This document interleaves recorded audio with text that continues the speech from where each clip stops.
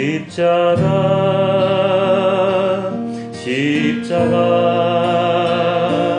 그 위에 나 죽었네. 그 사랑 내 속에 강같이 흐르네. 한 번 더 십자가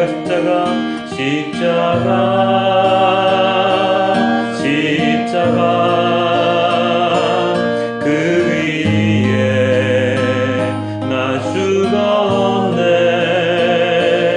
그 사랑 내 속에 강같이 흐르네. 십자가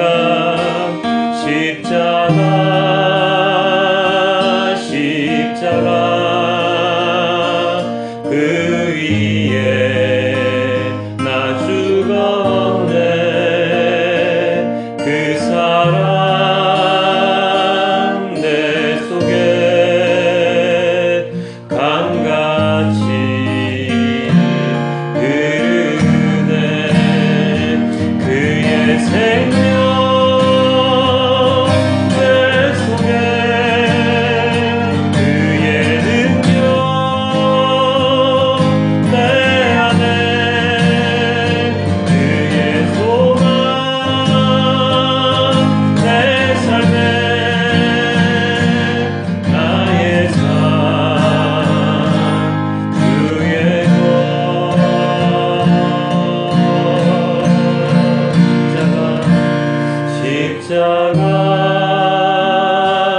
십자가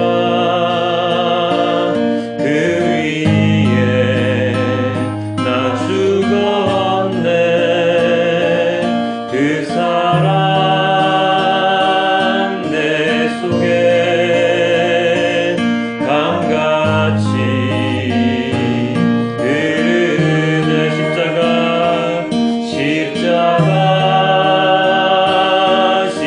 십자가 그 위에 나 죽었네. 그 사랑 내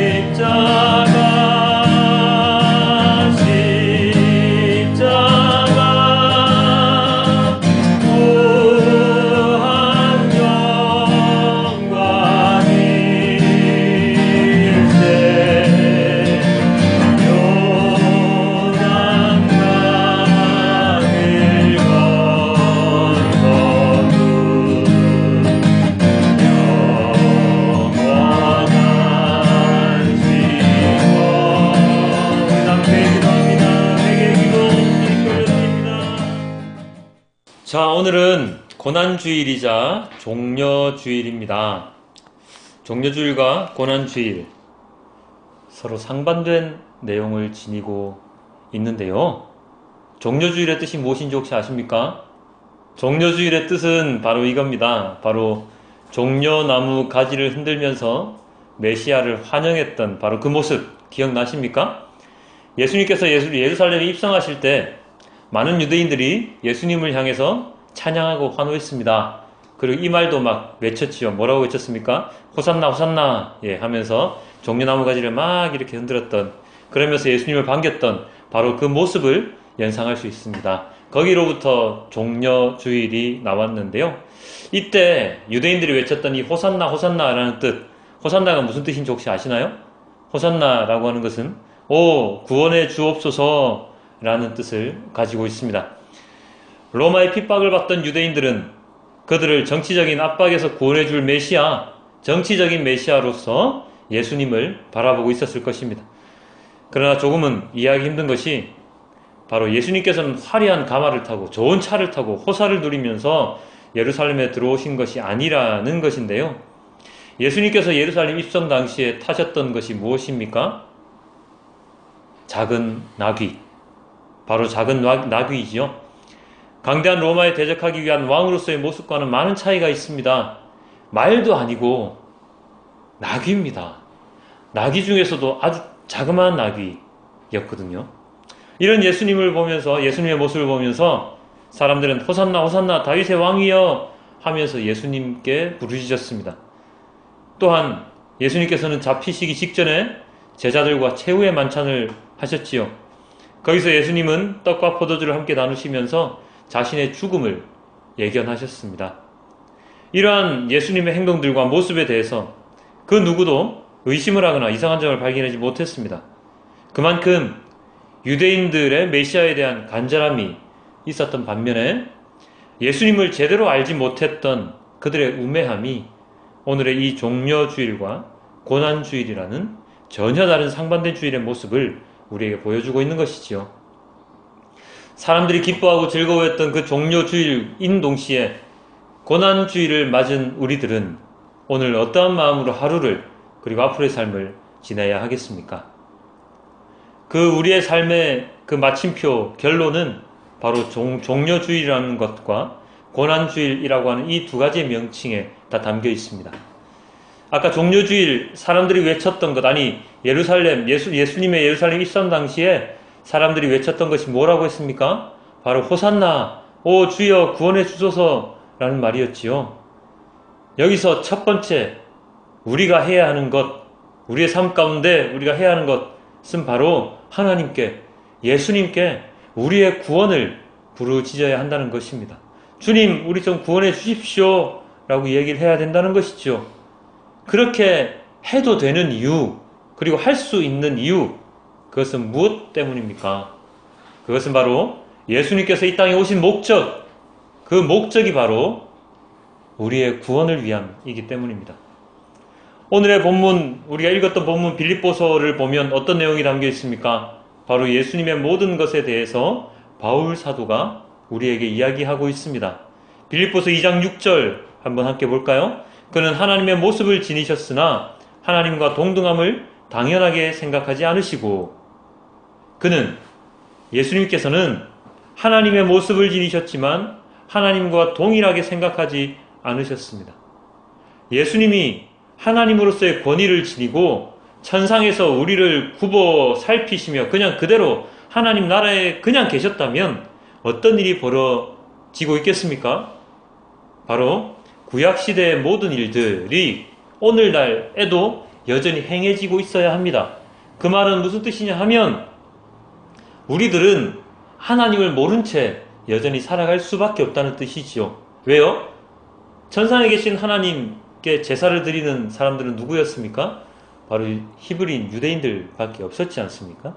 그렇기 때문에 예수님께서 이 땅에 내려오지 아니하시고 하늘에서 삼위일체이신 하나님께서 그냥 그대로 하늘에 계셨다면 우리는 유대인들의 그 제사하는 그러한 모습, 그리고 우리는 하나님을 알지 못하는 그러한 상태 그대로 있을 수밖에 없습니다. 그렇기에 예수님께서 이 땅에 오시지 않으셨다면 하나님과 동등함을 계속해서 생각하시고 나는 하나님이야 라고 생각을 하시고 이 땅에 오시지 않으셨다면 우리는 여전히 하나님을 모르고 살고 유대인들은 계속해서 피해 제사를 지내며 살아가는 삶을 여전히 살고 있었을 것입니다. 그러나 예수님은 하나님이셨지만 하나님의 신분을 버리셨지요. 빌립보서 2장 7절 이렇게 되었습니다. 오히려 자기를 비워서 종의 모습을 취하시고 사람과 같이 되셨습니다. 그는 사람의 모양으로 나타나셔서 하나님의 권위를 버리신 예수님은 어떤 모습으로 나타나셨다고요? 바로 종의 모습 그리고 사람의 모습으로 나타나셨습니다. 종, 이게 히브리어로 헬라어로 둘로스라고 하는데요. 이 종이란 무엇입니까? 바로 무조건적인 순종을 하는 자가 바로 종입니다. 누구에게 순종을 합니까? 바로 주인에게 순종을 하지요. 그러한 순종하는 자의 종의 모습이 어떤 모습이라고요? 바로 사람의 모습과 동일하다는 것입니다. 사람이 주인에게 순종하라. 사람은 주인에게 순종하는 종이라는 뜻인데요. 여기에서 사람이 순종해야 되는 그 주인은 그렇다면 바로 누구이겠습니까? 바로 하나님이시죠. 사람이라는 존재의 정체가 바로 이 구절에 명확하게 드러나 있습니다. 사람은 하나님의 종, 즉 하나님께 순종하며 살아가야 하는 자들입니다. 하나님을 모르고 살며 하나님에 반항하며 살며 하나님을 거부하며 사는 존재가 아니라 하나님께 무조건적인 순종을 하며 살아가는 존재가 바로 사람이라는 존재이죠. 아담의 처음 모습을 보면 그것이 확연하게 드러나는데요. 사단의 유혹에 빠지기 직전 아담은 하나님의 말씀에 순종하던 자였습니다. 하나님 이렇게 하면 저렇게 하고, 이렇게 하라고 하면 이렇게 하고, 저렇게 하라 하면 저렇게 했지요. 동물들을 아담 앞으로 보내시고 그 이름을 지어보라 했더니 그 이름을 지으셨습니다. 그 땅의 모든 것을 다 다스려라 했을 때 아담은 다 다스리며 있었지요. 그러나 사단의 유혹에 빠져서 죄를 짓는 그 순간에 그는 하나님의 종의 모습이 아닌 하나님과 동등하게 되려는 그러한 모습을 보였습니다. 그와 동시에 죄인이 되는 것이죠.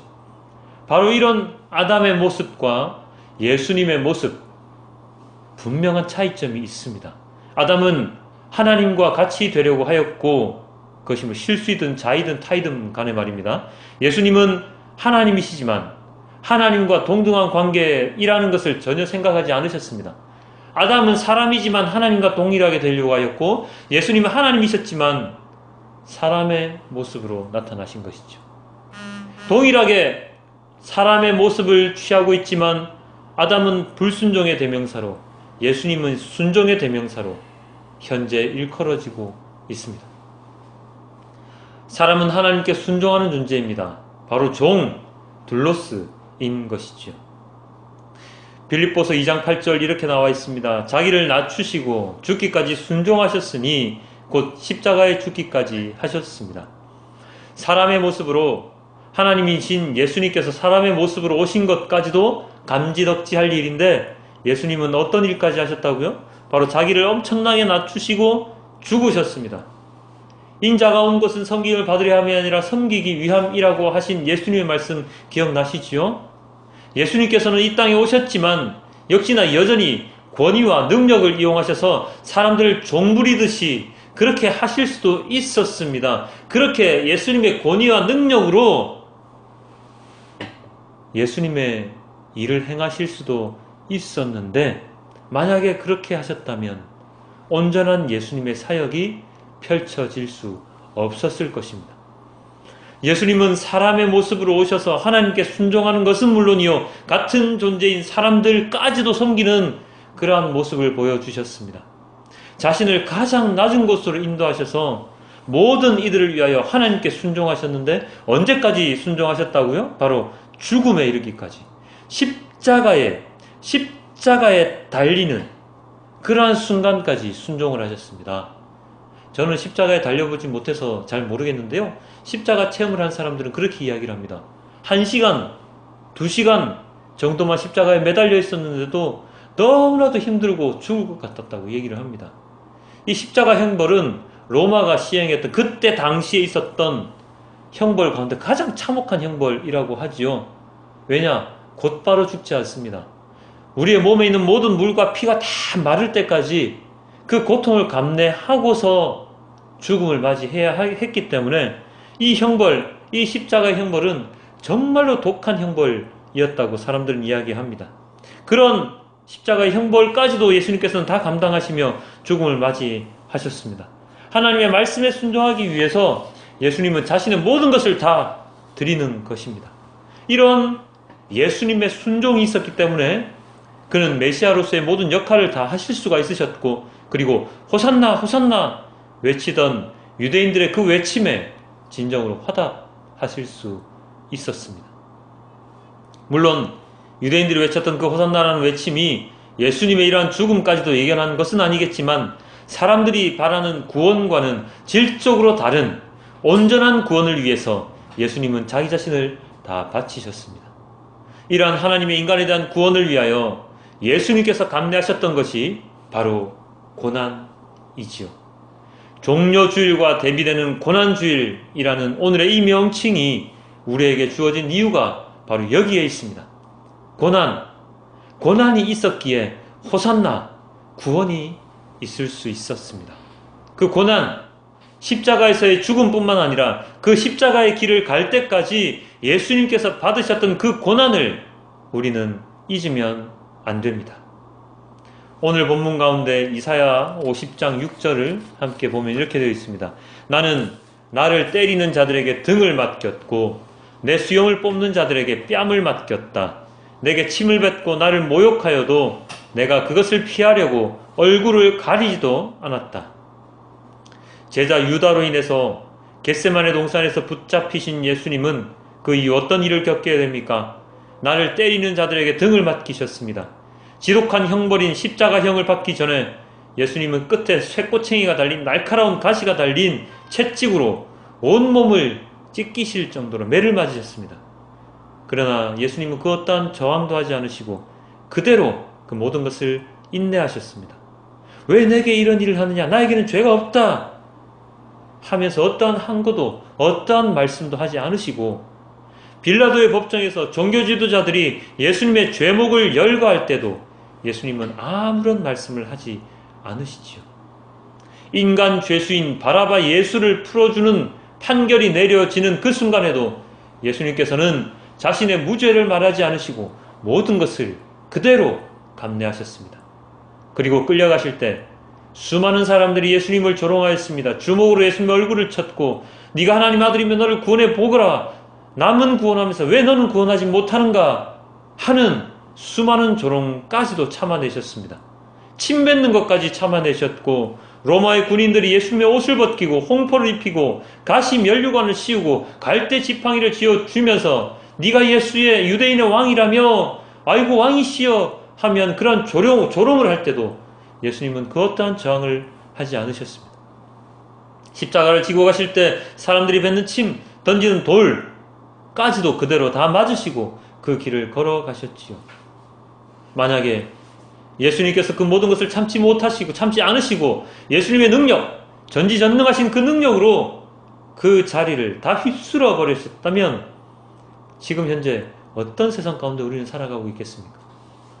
예수님께서 겟세마네 동산에서 붙잡히실 때 하셨던 말씀이 생각납니다. 마태복음 26장 53절에 이렇게 되어 있었습니다. 너희는 내가 나의 아버지께 당장의 12군단 이상의 천사들을 내 곁에 세워주시기를 청할 수 있다고 생각하지 않느냐? 예수님은 이런 분이시죠. 하나님께 청하면 천사를 통해서 자신을 지키실 수 있는 분, 말씀 한마디로 이 모든 것을 다 이루실 수 있는 분, 죄인을 구원하시는 그러한 분입니다. 그런 예수님께서 그런 모든 능력을 사용하지 않으시고 묵묵히 십자가의 길을 가셨습니다. 그 이유는 무엇입니까? 이사야서 50장 7절에 이렇게 나와 있습니다.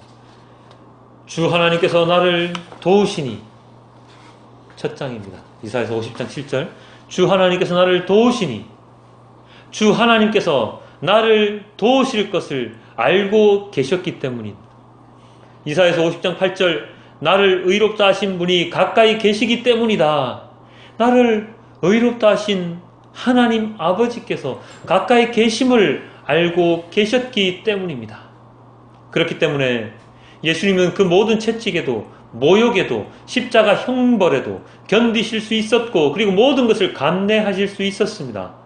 주 하나님께서 도와주시고 함께 계심을 알고 있었기 때문에 예수님은 이 땅에 오신 그 목적, 그것을 최종적으로 이루는 그 시간까지, 그때까지 모든 것을 내려놓고 섬김의 자세로, 순종의 자세로 이 땅에서의 삶을 마감하실 수 있었습니다. 이 땅에 오신 목적 무엇입니까? 바로 호산나. 인간들은 제대로 알지 못했지만 진정한 호산나, 인간 구원이라는 최종적인 목적에 다다르실 수 있었던 것이죠. 바로 고난주의, 고난이 있었기 때문에 그 고난을 예수님께서 온전히 참아내실 수 있었기 때문에 가능한 일입니다. 구약에 예언된 모든 말씀대로 예수님은 입성하시고 그리고 고난받으시고 그리고 십자가에서 죽음을 맞이하셨습니다. 종료주일의 그 화려함과 고난주일의 그 비참함, 동전의 양면과도 같은 오늘의 이 교회력은 그렇기 때문에 우리가 절대로 잊어서는 안 되는 그러한 날입니다.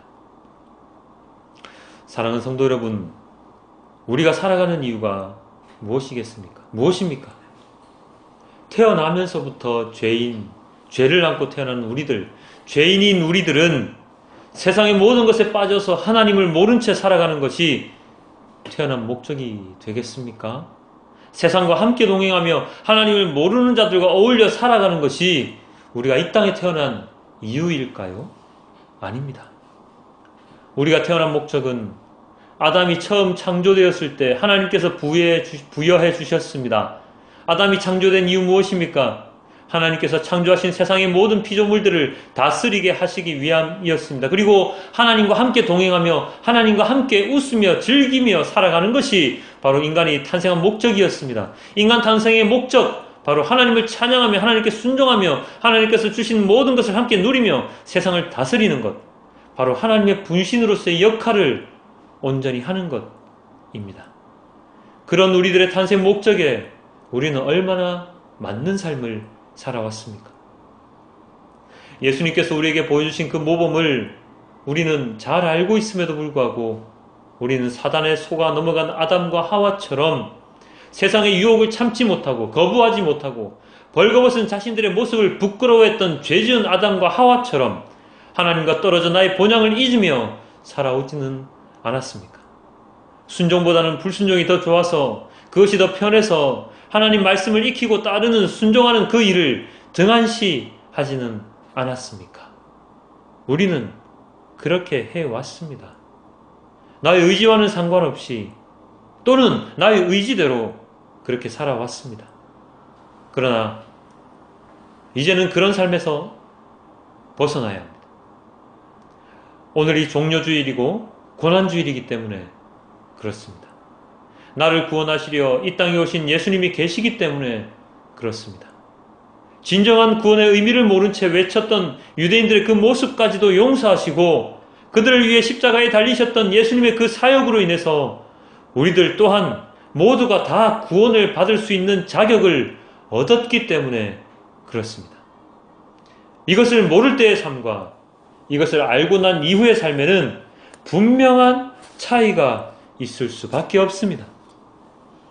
온전한 예수님의 그 사역을 이해하고 체험하는 자라면 이전의 삶에서 돌이켜서 진정 회개하는 삶을 살아갈 수밖에 없습니다. 우리에게 주어진 그 구원의 선물을 또다시 던져버리는 잘못을 범하는 바보가 되면 안 됩니다. 주 하나님이 나를 언제나 도우시고 계시기 때문에 우리가 매일같이 잘못하고 넘어지지만 우리는 또다시 일어서고 잘못을 뉘우칠 수 있습니다. 주 하나님께서 나를 도와주실 것이라는 그 믿음이 있기 때문에 우리의 삶이 힘들고 어려울지라도 예수님께서 겪으셨던 그 고난에는 세 발의 피만도 못한 그러한 고통일지라도 우리는 그 고통을 인내하고 견뎌낼 수 있는 것입니다. 사랑하는 성도 여러분, 우리가 성도라는 칭함을 받을 수 있는 이유는 무엇입니까? 거룩한 자, 세상과 구별된 자이기 때문에 성도라는 칭함을 받을 수 있습니다. 성도라 불리는 것은 좋아하면서도 성도로 살아가는 것은 싫어한다면 그것만큼 모순된 삶은 없을 것입니다.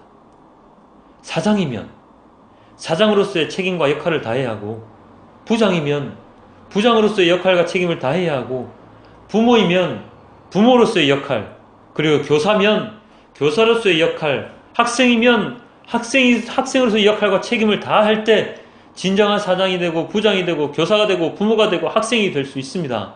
마찬가지로 성도로서의 역할과 책임, 그리스도인으로서의 책무를 온전히 수행할 때에 우리는 비로소 성도가, 그리스도인이 될 수 있습니다.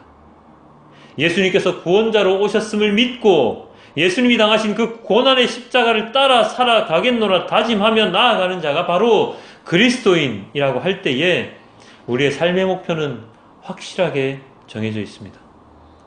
모든 이름 위에 뛰어난 이름을 받으신 예수님의 그 모범을 따라 살아가는 것, 그리하여 육신의 죽음을 두려워하지 않고 우리의 본향 하나님 나라로의 입성을 기대하고 고대하며 이 땅 가운데 그 하나님 나라를 성취하고 더 많은 영혼들과 함께 하나님 나라를 함께 보는 것, 그것을 향하여 우리는 달려가고 또 달려가야 할 것입니다. 오늘의 본문 시편 31편 13절 14절에 이렇게 기록되어 있습니다. 많은 사람이 나를 비난하는 소리가 들려옵니다. 사방에서 협박하는 소리도 들립니다. 나를 대적하는 사람들이 함께 모여 내 생명을 빼앗으려고 음모를 꾸밉니다. 누가 뭐라고 해도 나는 주님만 의지하며 주님이 나의 하나님이라고 말할 것입니다. 다윗이 했던 이 고백, 나를 협박하고 대적하고 죽이려는 그 누군가가 있다고 하더라도 나는 오직 주님만 의지하며 주님만이 나의 하나님 아버지임을 고백하는 자로서 살아가야 할 것입니다. 나의 이 고백이 나의 입을 떠나지 않을 때 나는 비로소 핍박하는 자에서 핍박당하는 자로, 생명을 빼앗는 자에서 생명을 빼앗기는 자로, 위협하고 시기 질투하는 자에서 사랑하는 자로, 그래서 온전한 그리스도인으로서 모든 고통을 감내하는 자로서 변화될 수 있을 것입니다. 우리는 육신의 죽음이 오는 그 순간까지 세상과의 싸움을 멈출 수가 없습니다. 세상은 끝까지 우리를 놓지 않을 것이고 포기하지 않을 것입니다. 하나님이 우리를 도우실 것이지만, 하나님이 우리와 언제나 함께 하실 것이지만, 우리가 그 도우심을 저버리고 하나님을 떠나버린다면 우리를 포기하지 않는 세상의 세력 가운데 들어가서 우리의 존재 가치, 우리의 탄생 목적은 사라질 수밖에 없을 것입니다. 빌립보서 2장 5절 이렇게 나와 있습니다. 여러분 안에 이 마음을 품으십시오. 그것은 곧 그리스도 예수의 마음이기도 합니다. 우리의 마음에 무슨 마음을 품고 살아가야 합니까? 바로 그리스도 예수의 마음입니다. 그리스도 예수의 마음을 품고 살아간다는 것은 무엇을 의미합니까? 바로 예수님 안에 예수님처럼 생각하며 살아가야 한다는 것입니다. 섬기는 삶, 순종하는 삶, 사랑하는 삶, 위로하고 격려하는 삶, 그리고 겸손하며 남을 낮게 여기는 삶. 예수님은 바로 그런 마음으로 이 세상을 그리고 현재를 살아가고 계십니다. 이러한 예수님 안에서 이러한 예수님의 마음으로 살아갈 때에 우리는 진정한 그리스도인으로서의 삶을 살아가고 있다고 말할 수 있을 것입니다. 이 모든 것은 주 하나님께서 나를 도우시기 때문에 가능합니다. 주 하나님의 도우심이 없다면 우리의 힘만으로는 절대로 할 수 없는 일들입니다. 주 하나님의 그 도우심을 믿으며 우리에게 오는 모든 고난을 잘 이겨낼 수 있는, 그리하여 부활 승천하신 예수님의 그 모범을 그대로 따라 이후에 하나님과의 동행, 하나님과 함께하는 삶을 소망하는 우리 모두가 되어야 할 것입니다. 이번 한 주간 주님의 고난을 생각하며 그리고 다가오는 부활주일에 그 감격을 묵상하며 보내는 우리 모두가 되길 주님께 기도드립니다. 우리 함께 찬양, 모든 이름 위에 뛰어난 주님, 모든 이름 위에 뛰어난 이름, 우리 그 찬양하면서 오늘의 말씀을 기억하며 나아가도록 하겠습니다. 모든 이름 위에 뛰어난 이름, 모든 이름 위에 뛰어난 이름, 예수는 주, 예수는 주. 모두 무릎 꿇고 경배를 드리세. 예수는 만유의 주님. 모든 이름 위에 뛰어난 이름, 예수는 주, 예수는 주. 모두 무릎 꿇고 경배를 드리세. 예수는 만유의 주님. 예수는 주, 예수는 주, 예수는 주. 온 천하 만물을 걸어와 그 보좌 영광을 돌리세. 예수, 예수, 예수는 주, 예수는 주, 예수는 주, 예수는 주. 온 천하 만물을 알아 그 보좌 영광을 돌리세. 예수, 예수, 예수는 주. 우리 함께 기도합니다. 주님께 오늘 말씀을 기억하며 주님께 기도하도록 하겠습니다.